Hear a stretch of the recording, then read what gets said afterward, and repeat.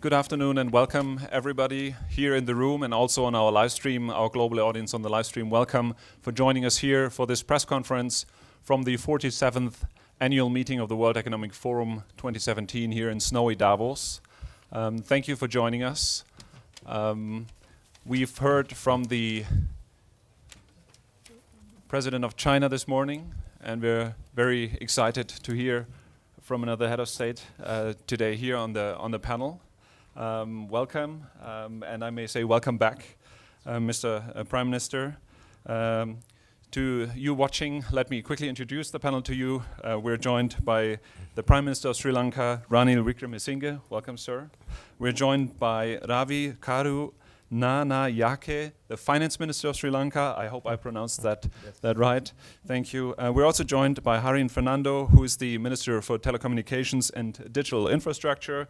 And we're also joined by the Minister of Development, Strategies and International Trade of Sri Lanka, Mr. Malik Samara Vikrama.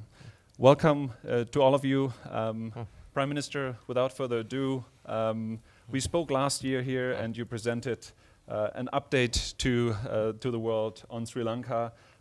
Since last year, what can you share with us today? Thank you. What I'd like to say is, following up on what was said in the morning, Asia is moving towards further economic integration. And it is more so in South Asia, in the Indian Ocean, which is one of the least economically integrated areas. In that respect, many of the Asian countries have put forward their proposals, policies, sometimes complementary to each other, sometimes in competition with each other, but the objectives have not changed. In this respect, Sri Lanka itself is making its contribution by making Sri Lanka the hub of the Indian Ocean. Because with the hub concept of a logistic and a business hub, then integration becomes certainly more viable. What we have done as far as Sri Lanka is concerned, first is we are to negotiate. We started the negotiations, and now we are in the process by mid this year to complete the negotiations for market entry. Firstly, to the single market, the GSP Plus facility, which gives concessions to Sri Lankan goods and services, have been approved in principle by the EU, and the customary 2 months period. After the 2 months period, the announcement will be made as to the date on which Sri Lankan goods can enter the single market. On the Asian side, we are now dealing and negotiating firstly with India, our neighbor, with whom we have a free trade agreement for a further comprehensive and a deeper trade agreement, the economic and technology cooperation agreement with India. Within it, we also envisage that it will be possible for us to have separate arrangements with the 5 southern states of India, that will be Andhra, Telangana, Karnataka, Tamil Nadu and Kerala, which together with Sri Lanka is a $500 billion regional economy and has the prospects of even going up to $1 trillion. We are also having negotiations with Singapore, and we'll complete that soon, an FTA with Singapore. FTA there with Singapore and the economic and technological agreement with cooperation agreement with India will also enable us for further agreements of the Bay of Bengal countries, firstly Bangladesh, and then the other countries such as Malaysia, Thailand, Indonesia, Myanmar. The one option may be to have a agreement with the whole of the ASEAN rather than to negotiate with the individual countries. Then we are also negotiating a free trade agreement with China. With that, the 3 of the 4 largest markets in the world, 3 of them will be within the reach of Sri Lanka, and market penetration, Sri Lankan products will be able to, and services, Sri Lankan products and services will penetrate these markets. We will also be talking with Japan on FTA with Japan. That's the first round of FTAs that we will be conducting together with a further FTA agreement with Pakistan. Together with this, Sri Lanka government is now also undertaking the structural reforms, which will be announced in February and March, which will make it easier to do business in Sri Lanka.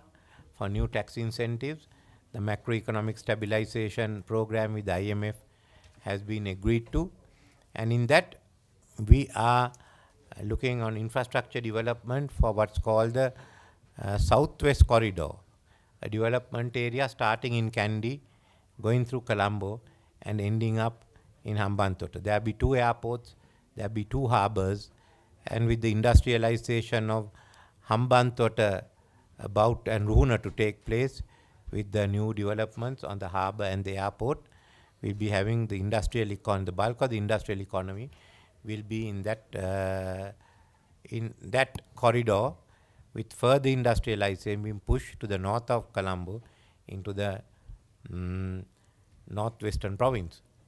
Similarly, a second area of development will be the northeastern economic development corridor around Trincomalee, where the Trincomalee harbour will be developed. We have a contract with Sabana Jorang of Singapore for the planning out of Trincomalee. We are talking with India to come into the development of the Trincomalee port.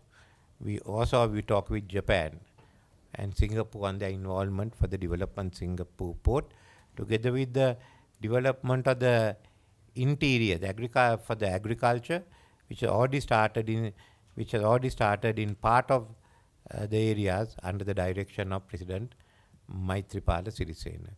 We are also initiating work on the financial city as a offshore center for South Asia.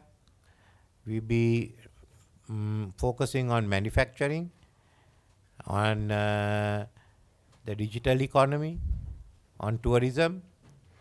There will also be the modernization of agriculture, starting with the plantation crops. So these are the first steps that have been taken, and we're in the process of initiating. By end of 2017, the plan will be in place and will be operational. The laws will be in place, and the strategy that we mapped out last year will come into play, and Sri Lanka will make its own contribution to further integration of trade in the Asian sector, as far as we are concerned, especially in the Indian Ocean and the South Asian sector. Thank you, Prime Minister, for sharing this update with us from last year, and also for briefing us on the role of Sri Lanka as the hub in the Indian Ocean.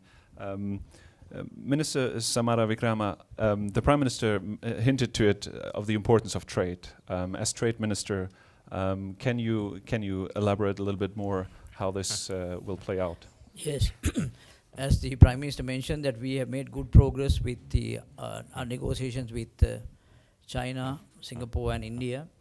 We hope to finalize these trade agreements before June this year, which will result in us having a market access of over 2.5 billion people. The problem we have had is that our exports have been to the traditional markets, USA, UK, a few countries in Europe, and India. But we need to now diversify the markets as well as diversify the products. So we are doing that together with the ITC and with some assistance from World Economic Forum as well. So we believe that within a year or so, we will be able to diversify our products as well as our markets. At the same time, what we lack is the know-how. So we believe that the know-how can come either through the diaspora or through FDIs. So it is of primary importance for us to ensure that the conditions are available in our country to attract the FDI. So together with the Minister of Finance, we are working on improving the ease of doing business indicators. We all the other areas that had been looked into in that respect are being addressed. So I believe that within this 2017 is a very crucial year for us. So all efforts will be made to ensure that the Prime Minister's vision and the President's vision will be carried out. Thank you very much. You mentioned your colleague, the finance minister on the cabinet. Let's give him a chance to elaborate. Obviously, this sounds like a lot of investments have to take place. Can you brief us a little bit on what Sri Lanka is doing in that field? Yes, as the Prime Minister said, the stage forward, we have basically looked at as to how to take that into rapid growth orientation. We've looked at two areas. One is how we can lure the foreign direct investments to come into Sri Lanka and use the existing manufacturers who are the best of ambassadors to improve and increase their existing investments in the country. So it's a two-pronged attack which has been done. And as the Minister of Sustainable Development mentioned, it's a product diversification, a market diversification, which will help us to increase the exports, which dramatically reduced over the last 10 years. So the perilous economy that we inherited when the new government came in has somewhat been brought under control, owing to strict policies that our Prime Minister has wanted us to adhere. And today we are on a right course where the fiscal consolidation is coming in. We are ensuring financial discipline is coming in and ensuring that the capital investment goes in for revenues of tomorrow. So I guess overall, 2017 is a very important one, but it's a rolling year for the next 3 years as well. So it is our intention to ensure that we get in cheap capital to ensure that we have a sustainable growth in the next couple of years. Thank you, Minister. And last but definitely not least, Minister Fernando, which role will digital infrastructure and telecommunications play out in this plan? Well, as Finance Minister just mentioned, 2016 was a year that we formulated the policy for digital economy in Sri Lanka. What we realized was we mapped out what we wanted to do for the next 5 years. One thing we realized was we wanted to target 7 areas. One was digital connectivity, and we wanted to have a national digital identity for every citizen, plus to have a national payment platform for every citizen as well to connect. Also, the government to be on one platform so everybody could connect. Digital security, digital legislation, and digital education for everybody. So these are the 7 pillars that we wanted to concentrate and work along. That's what we started, and I think 2017 will be the year where we will start to roll out everything from the first 3 months itself. Plus that, and I think even the World Economic Forum, one thing that we started to initiate was the digital economy in South Asia as a group to initiate programs. And I think we started in end of March, we will have a roundtable conference with the South Asian group to start moving as a group as South Asia to move forward for digital economy society as well. So I think that's what we are going to do. Thank you very much. Now Davos brings together representatives of the public sector and of the civil society, but also there are 1,200 CEOs here in Davos. So what's your message to these CEOs that are coming here together in Davos? What's the message you're giving them to invest and come to Sri Lanka? First is that in Asia, free trade and globalization policies are going ahead. This is the expanding market. Asia will be going to be the largest market. The fastest growing region is South Asia, and within it, the Sri Lanka is going to be one of the attractive investments. So come here and have a look at it. Thank you, Prime Minister. So against the backdrop of skepticism about global integration and trade, we hear a very optimistic and positive message here. I think that is very welcome to many here in Davos. Let's get a sense from the room if we have any questions to the gentleman here on the panel. Please wait for the microphone. Can we get the microphone to the gentleman in the first row, please? Thank you. I'm Zaki Jabba from the Island newspaper, Sri Lanka. Prime Minister, now China has committed, they say they would invest $5 billion within the next 5 years. What are the other areas from where you're expecting investments, big investments? Well, India will be investing. We are discussing that further with India. There will be Japanese investments coming in.